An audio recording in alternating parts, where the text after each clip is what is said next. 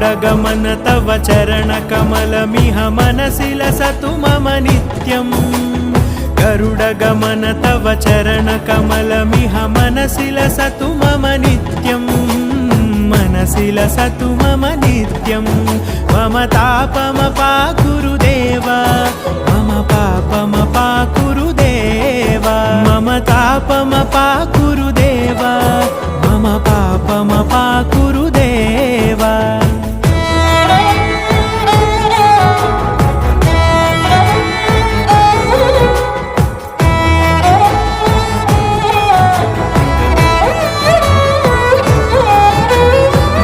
जनयन विधि नमुचिहरण मुख विबुध विनुत पद पद्मा